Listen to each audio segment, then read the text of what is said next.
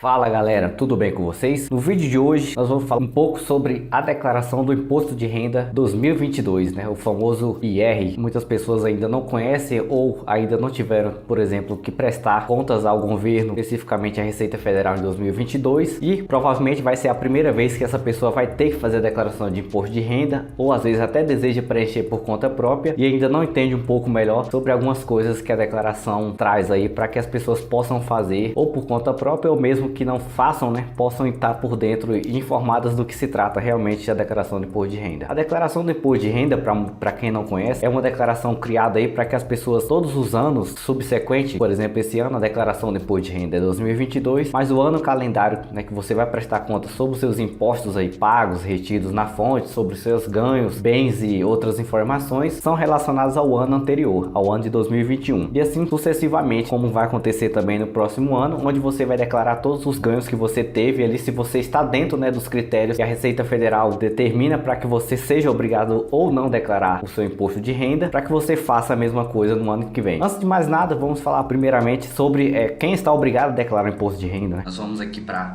a tela do nosso computador, vamos ler algumas informações aqui referentes ao que a Receita Federal fala, a respeito de quem são as pessoas obrigadas ali e a partir de quando elas são obrigadas a declarar o imposto. Aqui ele diz, que por último ano, 2020 e 2021, até porque teve a questão da proposta de mudar a faixa de isenção das pessoas que vão declarar o imposto, que vamos dizer que a partir de R$ 2.000 você já é obrigado a declarar o imposto, que seria mudado aí para mais de R$ 2.500 a faixa de isenção, mas que isso ainda não foi aprovado, ainda está em processo e o prazo chegou de mandar as declarações e consequentemente não houve tempo de formalizar todas essas novas propostas aí que o governo tem para o imposto de renda pessoa física.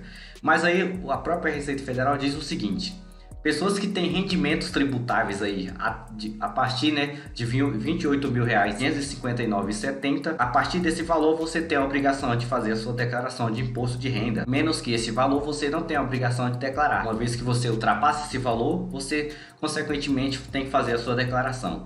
E o que são rendimentos tributáveis? São os rendimentos ali que você tem, consequentemente, das coisas que você tem como atividade. Se você faz, por exemplo, tem um salário que atinge esse valor no acumulado do ano, a empresa vai te mandar um informe de rendimento e vai ter as informações que você vai declarar no seu imposto. Se você tem receitas ali de aluguéis também somadas ao seu salário, se você é um assalariado e recebe tanto salário quanto aluguéis, ou faz outro tipo de trabalho como pessoal, como autônomo também, e esses valores ali partem desses R$ 28.559,70, você já é obrigado a fazer a sua declaração. São todos os rendimentos tributáveis ali.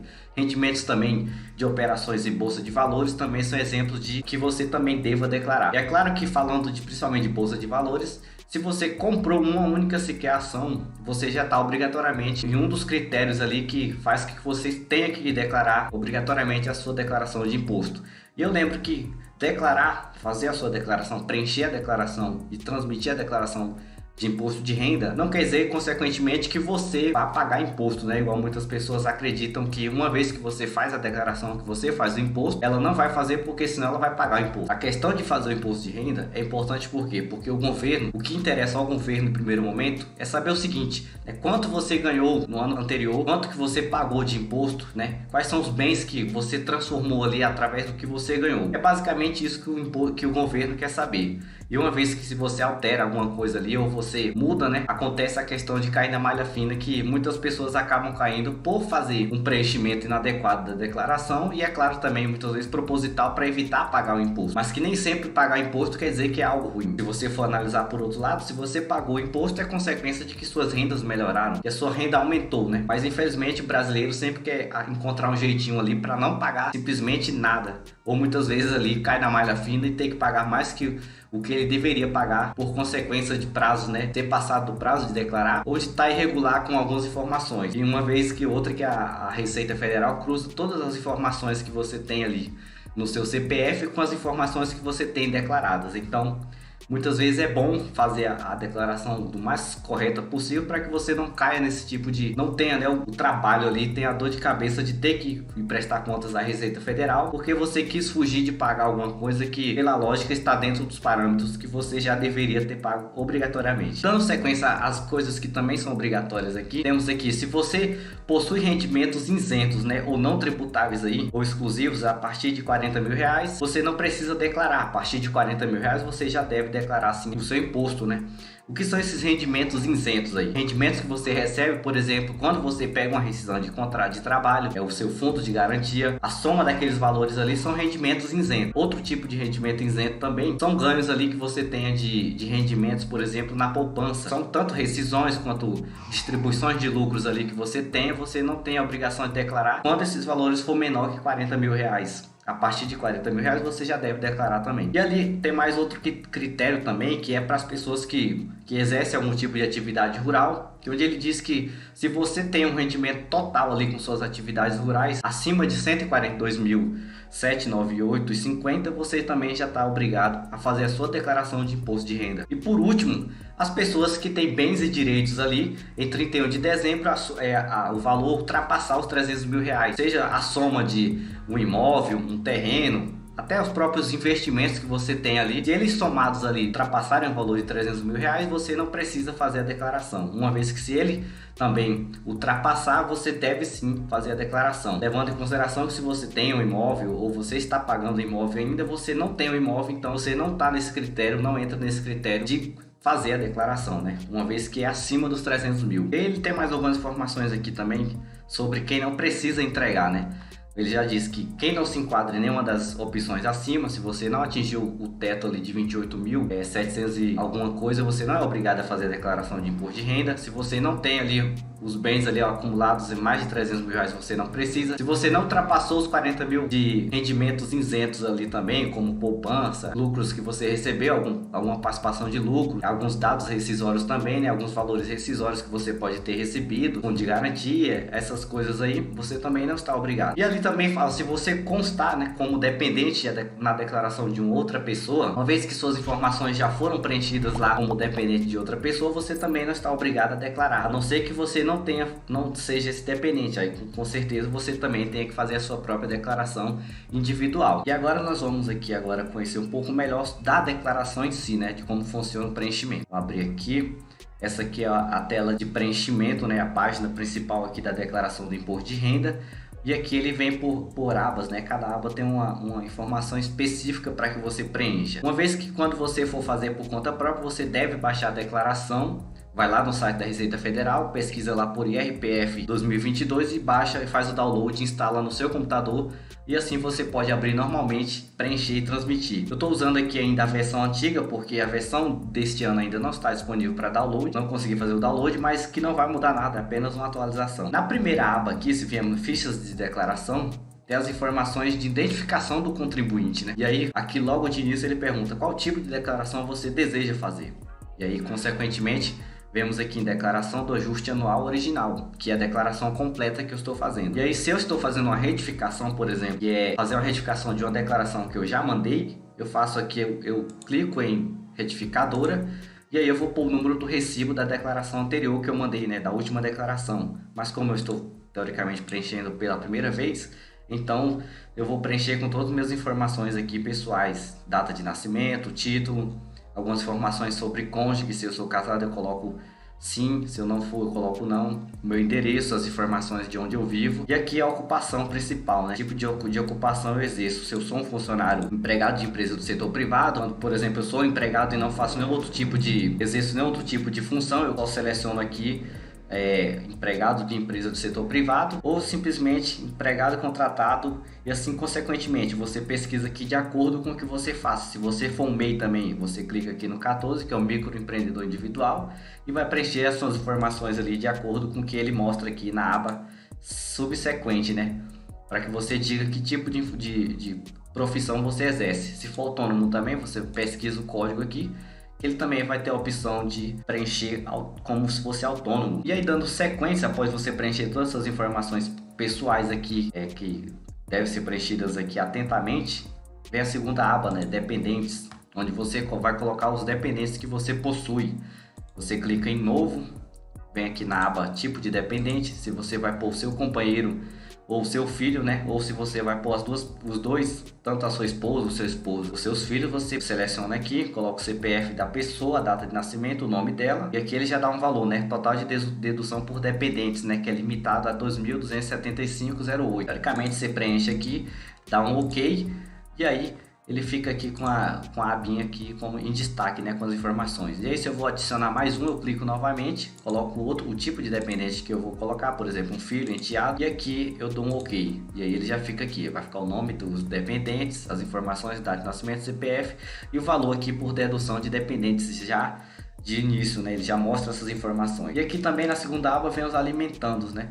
Se você, por exemplo, tem algum tipo de acordo judicial, se você tem alguma coisa que envolve pensão, por exemplo, aqui nessa aba você vai declarar para quem é, se é uma pessoa que reside no Brasil, CPF da pessoa, por exemplo, de um filho, e o nome da pessoa e a data de nascimento, para que você possa estar mostrando também que você tem ali, quando você tem aquela, por exemplo, pagamento de pensão através de acordos judiciais. E aqui dando sequência, né, a próxima aba tem o de rendimentos tributários recebidos de pessoa jurídica. Nesta aba aqui é onde, é claro, eu vou declarar as minhas informações referente ao meu emprego, né? Se eu tenho um trabalho assalariado, eu vou aqui clicar em novo, vou preencher os dados do CNPJ da empresa que eu trabalho, o nome da empresa, os rendimentos que eu recebi, que vai vir no informe da empresa. Eu recebi aqui, por exemplo, 30 mil reais, vai vir lá no informe, a soma de todos os rendimentos, 30 mil reais. Contribuição, é apenas hipoteticamente dizendo que eu recebi, que eu paguei INSS, que também vai estar lá no informe.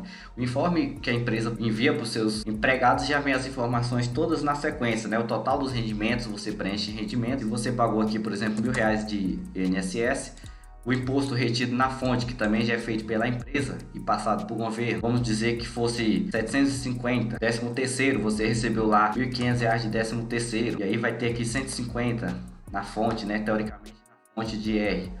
Aí aqui do lado ele já vem mostrando algumas informações aqui que também depois eu vou explicar um pouco melhor o que seria. Então é basicamente isso que você vai preencher aqui e dar um OK, né, confirmando. Se você confirma, ele já mostra aqui, ó, na sua aba de rendimentos aqui, pessoa jurídica, o valor que você teve no ano de rendimento, o seu INSS, que é a contribuição privada, o seu imposto retido na fonte durante o ano, o seu 13º, e aqui também do lado o valor do imposto sobre 13º. Dando continuidade, rendimentos tributários recebidos de pessoa física ou do exterior. Aqui nessa aba onde nós colocamos algumas informações, por exemplo, eu sou uma pessoa que tem um trabalho autônomo, eu sou simplesmente autônomo, não tenho registro em carteira, então se eu exerci algumas funções ali durante o ano inteiro, né, e recebi mensalmente, eu fiz esse controle aqui, ou se eu fiz o pagamento pelo Carnê-Leão, que é obrigatório fazer, na verdade, quando você é autônomo, passou do teto lá de 2.000, você já tem que fazer o recolhimento do Carnê-Leão, e aí teoricamente eu colocaria aqui, né, se eu fiz ali, exerci durante de janeiro a dezembro,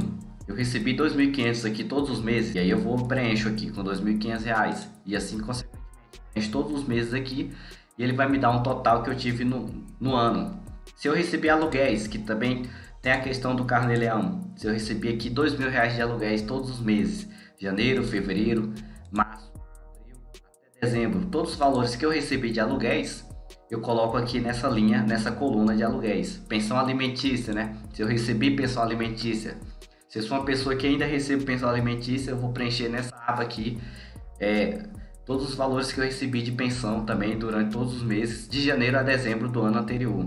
E aqui no exterior também eu vou colocar rendimentos aqui, por exemplo, que eu recebi, seja de dólar, algum valor que eu recebi do estrangeiro, ou também até ganhos que eu posso ter recebido aqui, por exemplo, de ações do exterior. Vou preencher nessa coluna de rendimentos vindo do exterior. Aqui é a previdência oficial, né? Quando você recebe a aposentadoria e você está na faixa de obrigação de fazer a declaração também do imposto. Também, no caso, existe o informe da própria previdência privada que eles mandam, né, do INSS, você preenche aqui também. E aqui tem outras coisas que são a dedução, né, quantidade de dependentes, se você, por exemplo, as deduções que você tem ali quando você exerce seu trabalho como autônomo, você pode informar aqui quantos dependentes você possui, o valor que você paga de pensão, por exemplo, em cima do valor que você tem como autônomo. E aqui do lado o livro caixa, que é as informações de gastos, né, que você realmente tem ali, ou que você teve para exercer uma profissão. Por exemplo, se você é autônomo aqui e trabalha de pedreiro, Você declarou aqui que você ganhou durante todos os meses 5 mil reais, só que aqui você teve gastos aqui envolvendo a atividade que você faz também de 1.000 reais também,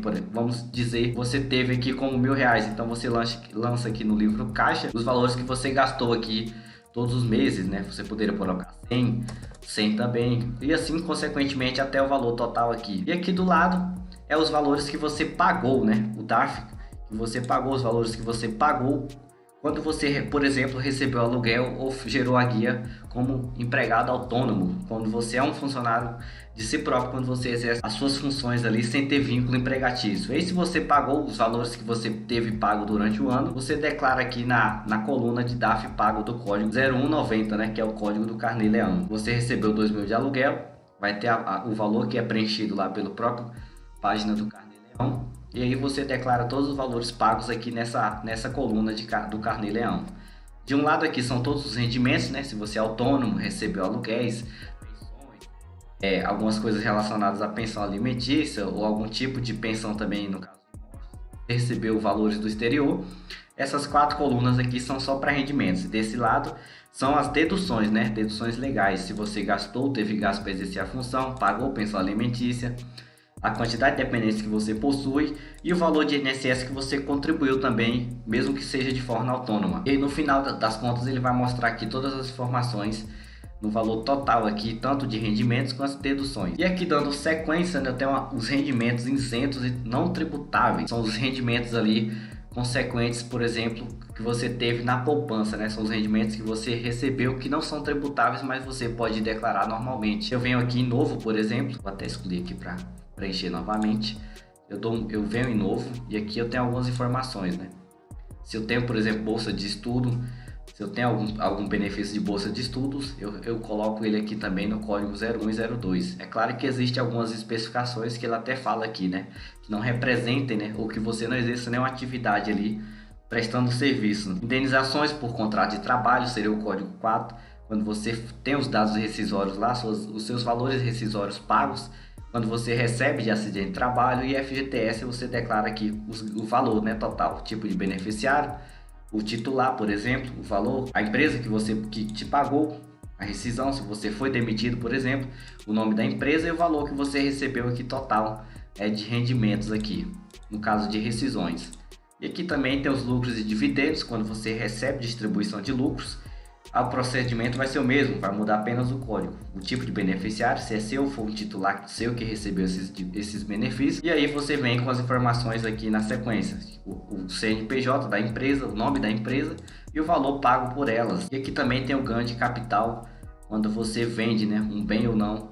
Quando tá na faixa aqui, ó, por exemplo, dos 400 mil reais. Né? Se é inferior a 400 mil, você, no caso, quando você vende e dentro dos 5 anos você vendeu e comprou outro imóvel, sendo que você tem um único imóvel, você fica isento ali de pagar imposto. Aqui tem os rendimentos de poupança, que é o código 12, os rendimentos também de LC e LCA, todos esses certificados de recebíveis também, que seria os CRIs e os CRAs, todos eles são nessa aba aqui no código 12. Todos os rendimentos aqui voltados para isso, código 12. E assim também quando você recebe rendimentos que você é sócio, por exemplo, de uma microempresa, ou se você é um MEI, por exemplo, você lança os rendimentos aqui no código 13. Ganhos líquidos de operações de mercado à vista, quando você vende, né, ações ali e você não ultrapassa o valor dos 20 mil reais negociados em cada mês, você também pode declarar os ganhos aqui. Uma vez que se você tem um valor acima de 20 mil reais, você vai pagar imposto, ele vai entender que o valor está acima, então ele não vai ser declarado aqui em rendimentos isentos. No caso, ele vai ser declarado na aba de rendimentos sujeito a tributação exclusiva. Uma vez que você está abaixo desses critérios, você declara aqui como rendimentos isentos. A mesma coisa aqui também, operações em ouro e outras operações que envolvem câmbio aí. Se você atingiu os 20 mil, você declara, se você teve o rendimento até os 20 mil reais, por exemplo, você não declara na aba de rendimentos exclusivos, né? Eles vêm para a aba de rendimentos aí isentos ou não tributáveis. Quando esses valores ultrapassam, eles já se enquadram ali nos rendimentos sujeitos a tributação exclusiva e não são declarados nessa aba. No caso, seria a próxima aba que a gente vai observar também aqui. Aqui eu tenho os rendimentos, né, sujeitos a tributação, e aqui ele mostra algumas informações também. Por exemplo, aqui, se eu recebi Se eu recebi 13º salário, que foi o que eu declarei aqui nos meus rendimentos de tributação de pessoa jurídica, né, do meu emprego, ele já traz automaticamente aqui para a aba de 13º o valor que eu declarei. Lá eu coloquei como exemplo R$ 1.500, aqui ele já trouxe essas informações. Se eu vendi, né, se eu vendi algum imóvel lá dentro que está fora dos critérios lá de isenção de imposto, quando eu não tenho um imóvel único, se eu tenho mais de um imóvel eu vendo, e que eu não faça a compra de outro imóvel, eu devo declarar o imposto que foi tributado aqui nessa aba de ganhos aqui sobre alienação de bens ou direitos. Ganhos de capital de moeda estrangeira, quando eu faço operações de câmbio também eu declaro no item número 4. Ganhos líquidos de renda variável, quando ele for maior do que os R$ 20.000 que eu falei na aba anterior, dos rendimentos isentos, você também declara aqui. E aqui são os rendimentos de aplicações financeiras, né? Se você tem um CDB lá investido durante o ano de 2021, por exemplo, e você vai declarar nesta aba aqui, no item 6, todos os rendimentos, o valor da renda. Se você teve lá R$ 100 de rendimento, você preenche aqui os R$ 100 nessa coluna, na linha 6 no caso, todos os rendimentos que você teve. E aqui os rendimentos que você recebeu acumuladamente também. Por último, os rendimentos que você recebeu pelos seus dependentes, né? Se o seu dependente tem aplicações também, tem rendimentos acumulados durante o ano anterior, vem para a segunda linha abaixo do 13º. Juros sobre capital próprio, né? Quando as ações lá, as empresas pagam juros sobre capital próprio, você declara o valor que você recebeu nessa linha, na linha de juros sobre capital próprio. E aqui PLR, participação nos lucros ou resultados, na linha 11. E aqui são outros rendimentos aí que podem não estar especificado nenhum desses quesitos, mas que fazem parte também. Você declara como outros, né? Seria qualquer outra fonte aí de renda que está sujeita à tributação que possa ter aparecido aí durante o período na sua conta. E aí você faz a declaração aqui também na linha 12. Aqui, rendimentos tributáveis de pessoa jurídica em alguns casos específicos também. Em algumas situações que você pode ter rendimentos tributáveis aí de pessoa jurídica. No caso, quando você faz aí uma declaração, por exemplo, como MEI, né? Mas isso fica para um outro momento falar melhor sobre só a declaração do MEI e a gente vai falar disso em um outro vídeo consequentemente. Agora vamos dar continuidade aqui. Rendimentos recebidos acumuladamente, que seriam os itens que você teria declarado aqui, sujeito à tributação, ele já teria automaticamente vindo para essa aba. Imposto pago ou retido. Aqui você informa todos os impostos que você teve pago ou retido lá na fonte. Aqui, por exemplo, na linha 4, né, o imposto retido na fonte do titular é o imposto que eu tive retido ali sobre a minha folha de pagamento, sobre o meu salário do ano. Ele já vem automaticamente para cá. E aqui os valores que, se eu tivesse colocado lá preenchido de carnê-leão, ou tanto do meu dependente quanto o meu, na aba aqui de rendimentos aí sujeitos à tributação exclusiva também, ou na aba de rendimentos isentos, no caso de recebidas de pessoas físicas, se eu tivesse preenchido essas colunas aqui com os valores pagos, automaticamente ele já mostraria aqui no imposto pago ou retido, e aí os valores teriam vindo aqui. Se eu tivesse declarado lá R$ 100, consequentemente os R$ 100 também apareciam aqui abaixo dos 150, dos 750, que seria meu valor retido na fonte. Pagamentos efetuados, aqui é uma aba bem importante também, onde eu declaro, né, todas as despesas que eu tive ali no ano, como despesas médicas, despesas de escola com meus dependentes ou comigo mesmo, estudos, faculdade, despesa com algumas coisas que são dedutíveis ali do imposto de renda. É simplesmente eu venho na aba de pagamentos efetuados, vou dar um novo, né, para mim adicionar um novo tipo de pagamento, e aqui eu tenho algumas opções, ó. Instrução no Brasil, isso aqui seria o código para escolas, né? Se eu tive gastos aí com escola, eu clico em instrução do Brasil, e aí ele fala despesa realizada com, foi comigo mesmo como titular, ou com meu dependente, ou com meu alimentando, e aí eu seleciono, se for como titular, foi comigo mesmo, ele vai mostrar CNPJ para você preencher. E é muito importante, além de você só simplesmente sair preenchendo para, por exemplo, ter um abatimento ali do imposto maior, que você só coloque aqui as informações que realmente forem verdadeiras, porque se você preencher aqui várias informações de gasto, né, que você teve, ou com instrução, que seria a escola, ou com qualquer tipo de coisa, médicos, dentistas, psicólogos, hospitais, clínicas, laboratórios, todos esses gastos aí, eles são abatidos ali, são despesas que têm uma faixa de abatimento do seu imposto. Quanto mais você declarar, se você não tiver como provar, você tem a chance ali de cair na malha fina, como muitas pessoas dizem. E aí os códigos aqui estão todos na sequência. Se eu tive despesas médicas, ou médicos do Brasil, titular, né? E aí, aqui seria, por exemplo, se eu tenho médico autônomo. Se eu passei um médico autônomo que presta serviço ali, autônomo e ele passou o recibo, eu vou declarar com as informações do recibo, né? O CPF do prestador, o nome do prestador, médico fulano e tal, e o valor que eu gastei com ele, o valor que eu paguei.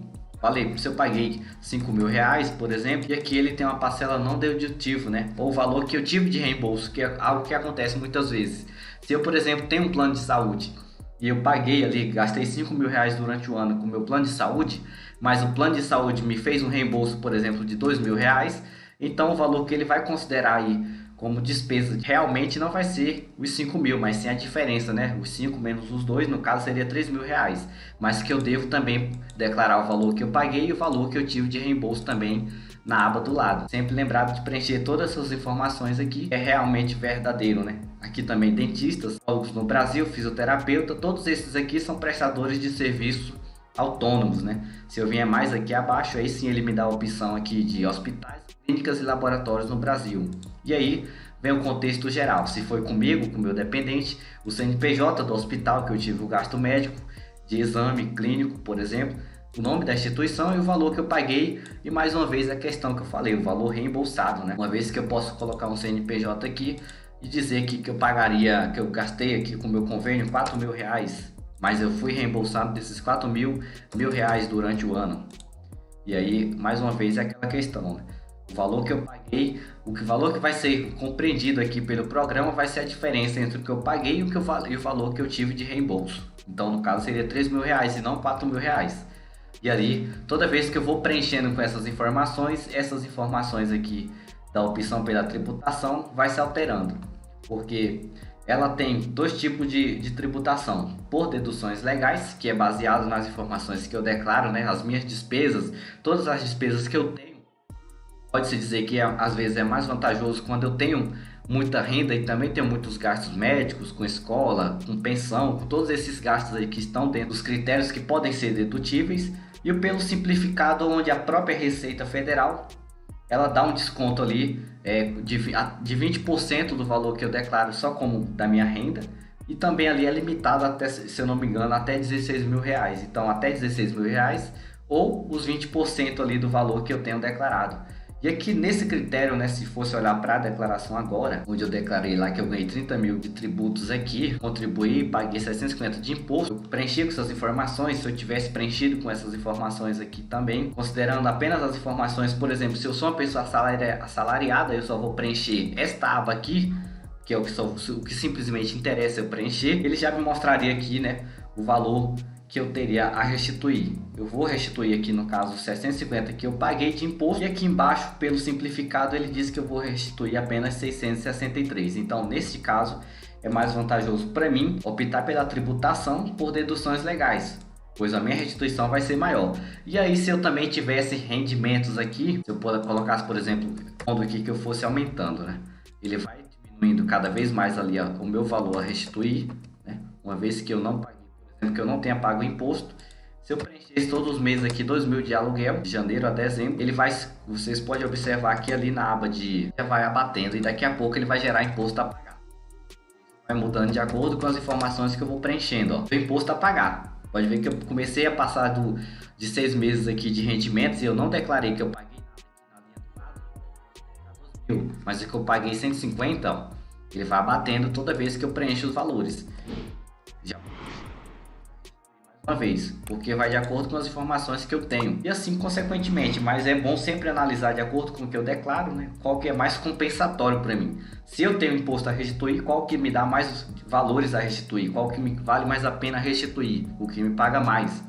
E quando eu tenho a pagar, né, qual das duas tributações também é mais compensatória. Pelas deduções a tributação seria maior, ou pelo simplificado. Isso aqui serve como parâmetro para analisar, né, qual que é o mais válido para mim, quando eu tenho a restituir e também quando eu tenho a pagar. E dando continuidade aqui, as outras abas não tão importantes assim, aqui são quando eu tenho doações efetuadas. Aqui eu declaro, né, que eu fiz uma doação para uma instituição, a cultura, enfim, qualquer uma dessas coisas aqui eu vou declarar que eu doei o CPF, por exemplo, da pessoa que eu fiz a doação, ou se foi uma instituição financeira também, o CNPJ da instituição, o nome da pessoa que eu doei e o valor que eu paguei de doação para essa pessoa.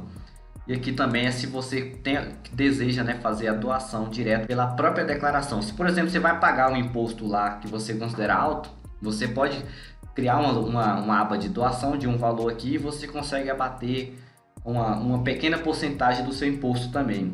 E aqui na aba Bens e Direitos é outra aba bem importante também, onde você declara todos os seus bens, né? Os seus imóveis, se você tem terreno, apartamento, casa, enfim, todos esses bens que podem ser declarados aqui. Eu vou simplesmente vir em novo, e aqui eu tenho os códigos dos meus bens, né? Se eu vou declarar um prédio residencial, um prédio inteiro no caso, se é um prédio comercial, se eu tenho um galpão, um apartamento, uma casa, um terreno, um imóvel rural, uma sala, uma construção, benfeitorias, uma loja, outros bens imóveis, se eu tenho uma aeronave, uma embarcação, todos os bens que você pode possuir vai estar aqui dentro desses códigos aqui. Se eu, por exemplo, tenho aqui, ó, aplicação de renda fixa, se eu tenho caderneta de poupança, eu vou selecionar, por exemplo, a caderneta de poupança, cliquei aqui, ele vai perguntar de quem é o bem, se é meu ou é do meu dependente, vou falar que é meu, eu sou o titular, o CNPJ da instituição que eu tenho a poupança, né? Se for uma instituição Caixa, eu pego o CNPJ da Caixa Econômica, do Bradesco, do Itaú. E aqui na discriminação eu vou colocar lá, caderneta de poupança, por exemplo. Caderneta de poupança, isso, né? Um valor de R$1.000, por exemplo. No valor de R$1.000. De R$1.000. A data, por exemplo, eu investi lá no começo do ano, então eu vou pôr 01/01.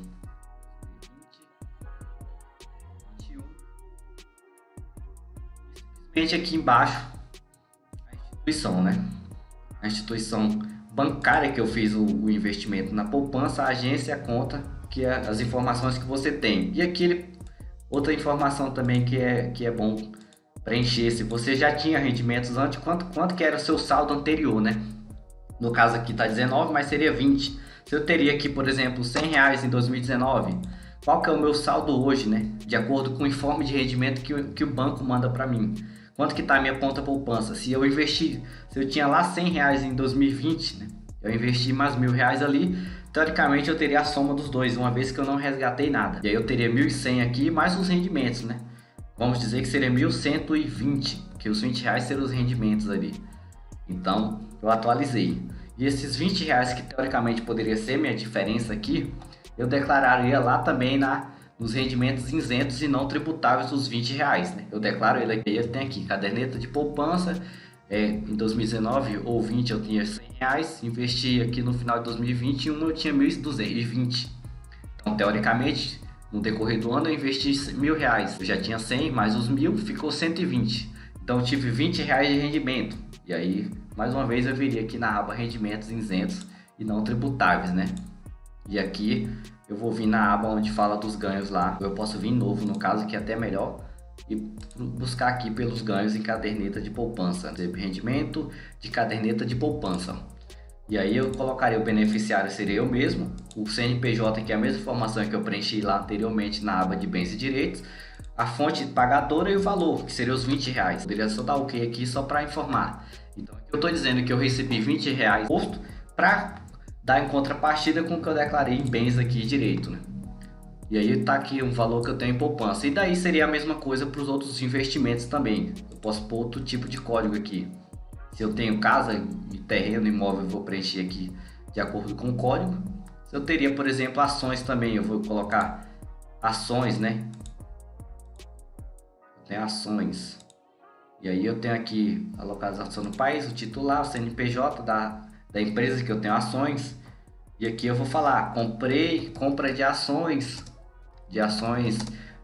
sei lá, OIBR, por exemplo, OIBR3, na data X, 31/5/21, no valor de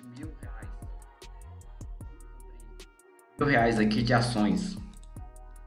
E aqui eu nunca comprei ações, então eu vou dizer que eu tinha 0 em 2020. E aqui eu vou colocar o valor do meu custo, né?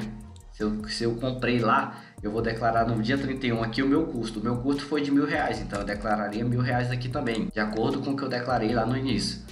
Então, com o que eu coloquei na discriminação, a discriminação fica a critério. Você discrimina da melhor forma que você acredita, né? A entendimento do que você comprou. Ah, comprei ações de empresa X, comprei 1.000 ações, por exemplo. Eu poderia colocar aqui, né? 1.000 ações.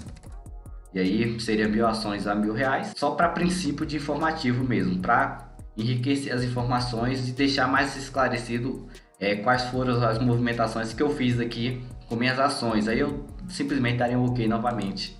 E aí mais uma vez ele mostra aqui, compra de ações e assim consequentemente também. Se eu fosse declarar um carro, né? Posso vir aqui,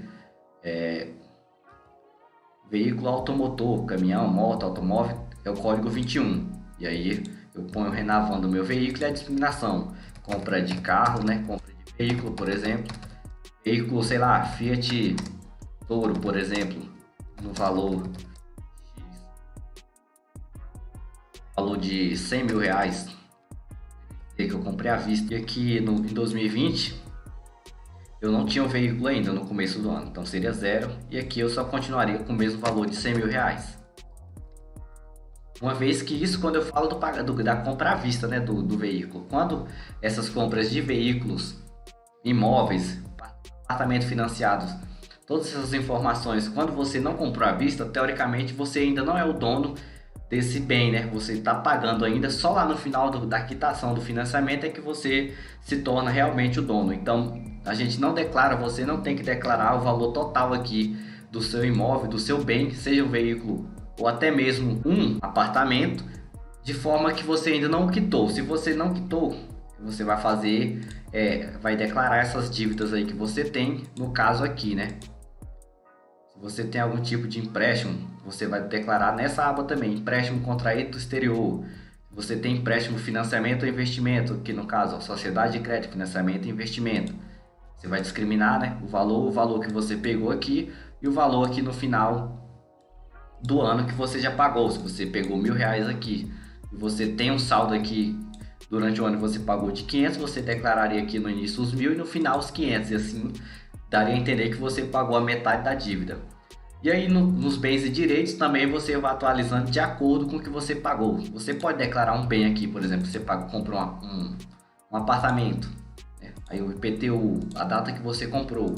E aí esse apartamento foi financiado. Você vai pôr aqui apartamento financiado, o X no valor, por exemplo, valor de R$ 200.000. E aí você vai falar, pô, na instituição X, né? Pelo banco, por exemplo, pelo Banco Itaú. E aí, na hora de você preencher aqui no final, né? Por exemplo, você vai preencher essas informações, o endereço do imóvel que você comprou.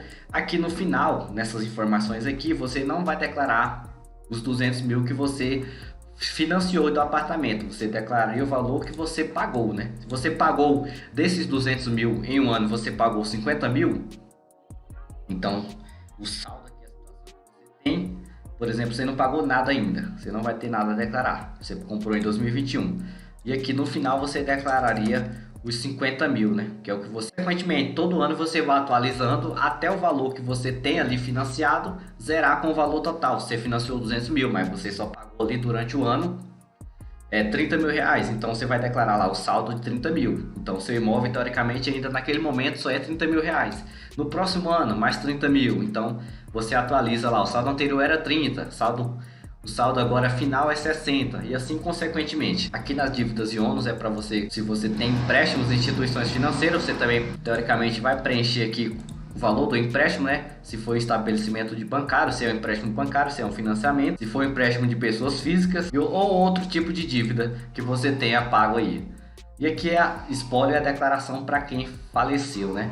É alguns casos específicos aí que você faz a declaração. As informações em si são simples de preencher, né? A declaração em si do imposto de renda ela é autodidática, apenas seguir, né, a ordem certinha das informações, ter todos os documentos que são importantes, os comprovantes de pagamento, de tudo que você pagou, de que você gastou ali, de que você teve despesa, para que você preencha e não tenha o risco ali de ser convocado pela Receita para prestar contas de algo que você declarou errado ou declarou para evitar de pagar imposto. E aí sempre que você fizer todas as declarações, todos os valores, você analisar aqui qual que é mais compensatório, se é por dedução legal, se é simplificado, enfim, tanto para receber restituição quanto a pagar.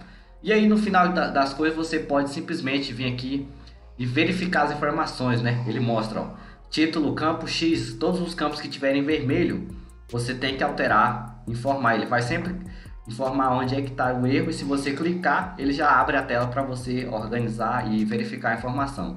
Quando você preencher todas as informações e não tiver nenhum aviso em vermelho, você pode simplesmente vir aqui salvar sua declaração e por último entregar a declaração, enviar para a Receita e salvar o recibo e assim consequentemente, né? Bom pessoal, é apenas uma breve aqui introdução à declaração do imposto de renda. São alguns detalhes que realmente ficam confusos para muitas pessoas, mas que se você se atentar, você pode declarar muito bem, fazer a sua declaração sozinho e rapidamente, dependendo da quantidade de coisas que você tem. Ou se você acredita que não é capaz, você contate lá um contador para que ele faça a declaração para você.